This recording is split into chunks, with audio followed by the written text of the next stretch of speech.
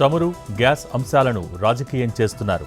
ఇది దేశ భవిష్యత్తుకు సంబంధించిన అంశమన్న మోడీ పుకార్లు నమ్మకుండా దేశాన్ని మరింత ముందుకు తీసుకువెళ్లాలని వెల్లడి. మన్ కీ బాత్ 133వ ఎపిసోడ్లో పాల్గొన్న ప్రధాని.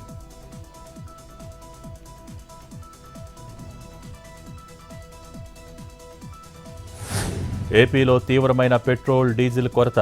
పానిక్ కొనుగోళ్లతో 50% పెరిగిన డిమాండ్. బంకుల మూసివేతపై సీఎం చంద్రబాబు రివ్యూ. ప్రజలకు ఇబ్బందులు లేకుండా చర్యలు చేపట్టాలని అధికారులకు ఆదేశం.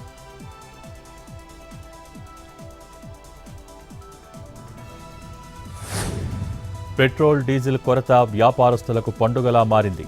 చంద్రబాబు పలుకుబడి ఉపయోగించి సమస్యను పరిష్కరించలేరా అంటూ పేర్ని ప్రశ్న. మీ అనుభవం ఎందుకంటూ విమర్శలు. ప్రజలు ఇబ్బందుల్లో ఉంటే స్పందించరా అని ఫైర్.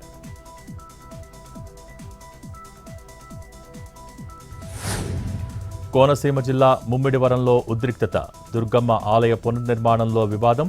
70 ఏళ్లుగా ఉన్న టెంపుల్ స్థలంలోనే పునర్నిర్మాణానికి ఏర్పాట్లు చేస్తున్న స్థానికులు. స్థలం తమదంటూ నిర్మాణాన్ని అడ్డుకున్న సరిహద్దు గ్రామస్తులు.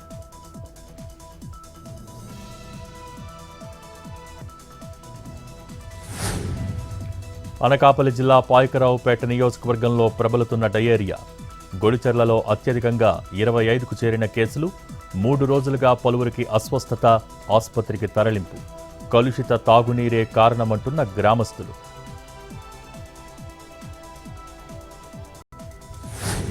సూర్యాపేట జిల్లా హుజూర్నగర్లో దారుణం. అనుమానాస్పద స్థితిలో 13 ఏళ్ల బాలుడు మృతి. కొడుకుని తండ్రే చంపాడంటున్న తల్లి, మేనమామ. కొన్నేళ్లుగా విభేదాలతో విడివిడిగా ఉంటున్న భార్యాభర్తలు. తండ్రి ఇంట్లో ఉన్న సమయంలోనే ఘటన జరిగిందని ఆరోపణ.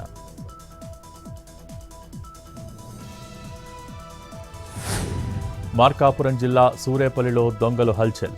వీరాంజనేయ స్వామి ఆలయంలో చోరీ. గడ్డపారతో హుండీని పగలగొట్టి నగదు దోచేసిన కేటుగాళ్లు. పోలీసులకు ఫిర్యాదు చేసిన ఆలయ అధికారులు.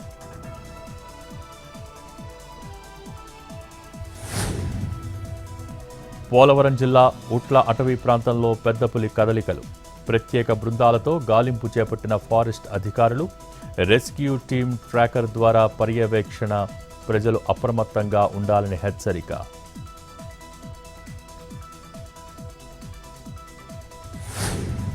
ఉమ్మడి నల్గొండ జిల్లాలో భానుడి భగభగలు. 43 డిగ్రీలకు చేరిన ఉష్ణోగ్రతలు. ఉక్కపోతతో అల్లాడుతున్న ప్రజలు.